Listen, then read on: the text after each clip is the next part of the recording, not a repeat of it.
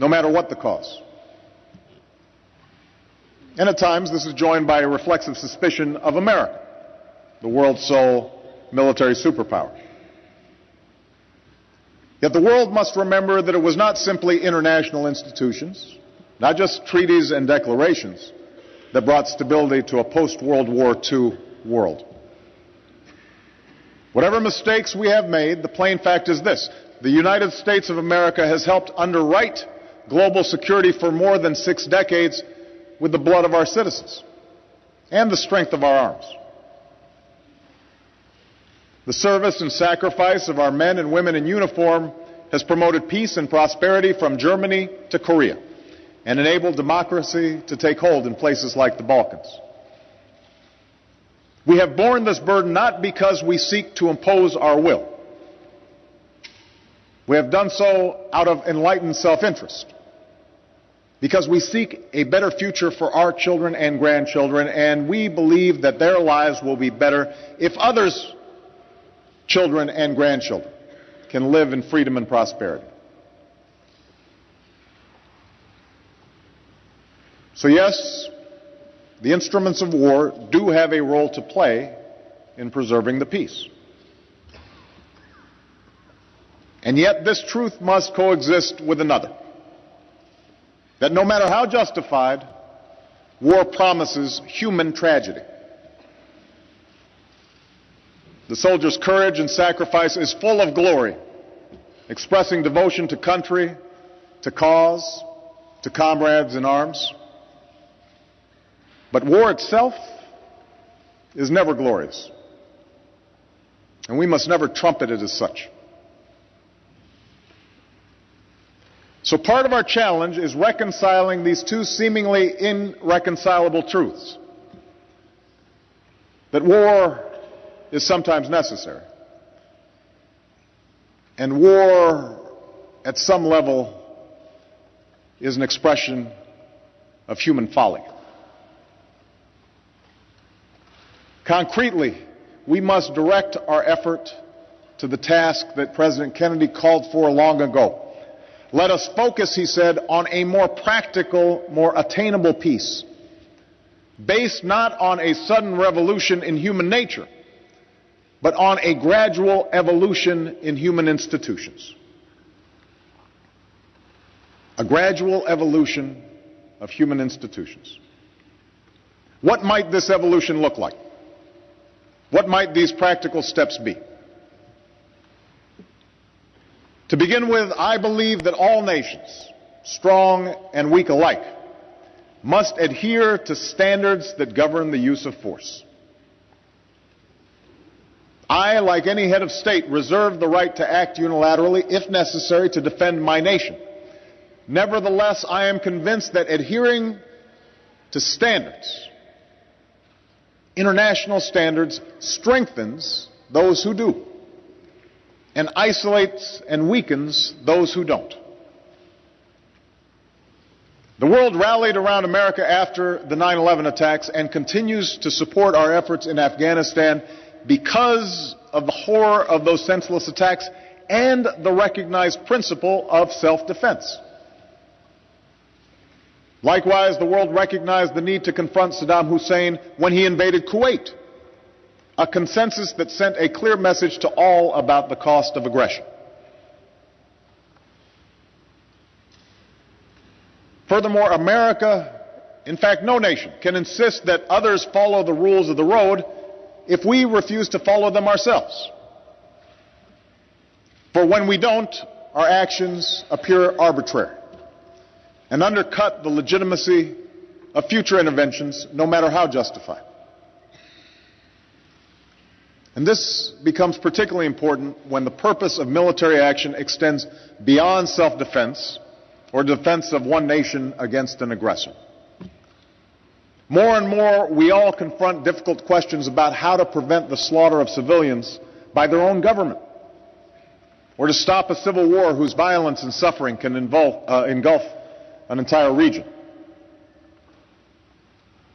I believe that force can be justified on humanitarian grounds, as it was in the Balkans or in other places that have been scarred by war. Inaction tears at our conscience and can lead to more costly intervention later. That's why all responsible nations must embrace the role that militaries with a clear mandate can play to keep the peace. America's commitment to global security will never waver, but in a world in which threats are more diffuse and missions more complex, America cannot act alone. America alone cannot secure the peace. This is true in Afghanistan. This is true in failed states like Somalia, where terrorism and piracy is joined by famine and human suffering. And sadly, it will continue to be true in unstable regions for years to come. The leaders and soldiers of NATO countries and other friends and allies demonstrate this truth through the capacity and courage they've shown in Afghanistan. But in many countries, there is a disconnect between the efforts of those who serve and the ambivalence of the broader public. I understand why war is not popular, but I also know this: the belief that peace is desirable is rarely enough to achieve it.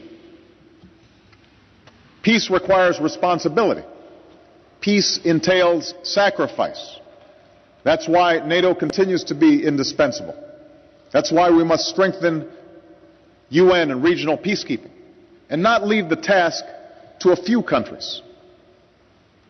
That's why we honor those who return home from peacekeeping and training abroad, to Oslo and Rome, to Ottawa and Sydney, to Dhaka and Kigali. We honor them not as makers of war, but as wagers of peace. Let me make one final point about the use of force.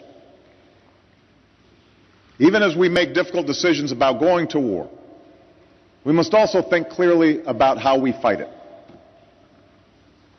The Nobel Committee recognized this truth in awarding its first prize for peace to Henry Dunant, the founder of the Red Cross and a driving force behind the Geneva Conventions.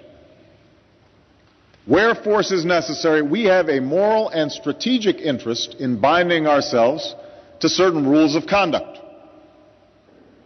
And even as we confront a vicious adversary that abides by no rules, I believe the United States of America must remain a standard bearer in the conduct of war.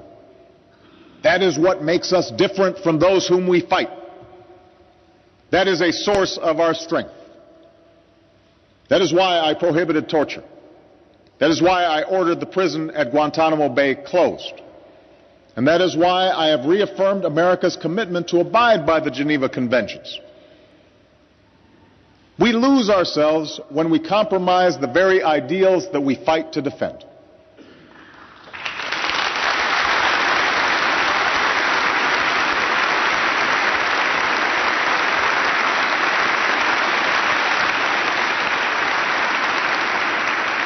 And we honor those ideals by upholding them, not when it's easy, but when it is hard. I've spoken at some length to the question that must weigh on our minds and our hearts as we choose to wage war. But let me now turn to our effort to avoid such tragic choices and speak of 3 ways that we can build a just and lasting peace. First, in dealing with those nations that break rules and laws, I believe that we must develop alternatives to violence that are tough enough to actually change behavior. For if we want a lasting peace, then the words of the international community must mean something. Those regimes that break the rules must be held accountable. Sanctions must exact a real price. Intransigence must be met with increased pressure, and such pressure exists only when the world stands together as one. One urgent example is the effort to prevent the spread of nuclear weapons and to seek a world without them. In the middle of the last century, nations agreed to be bound by a treaty whose bargain is clear. All will have access to peaceful nuclear power. Those without nuclear weapons will forsake them, and those with nuclear weapons will work towards disarmament. I am committed to upholding this treaty. It is a centerpiece of my foreign policy. And I'm working with President Medvedev to reduce America and Russia's nuclear stockpiles. But it's also incumbent upon all of us to insist that nations like Iran and North Korea do not game the system. Those who claim to respect international law cannot avert their eyes when those laws are flouted.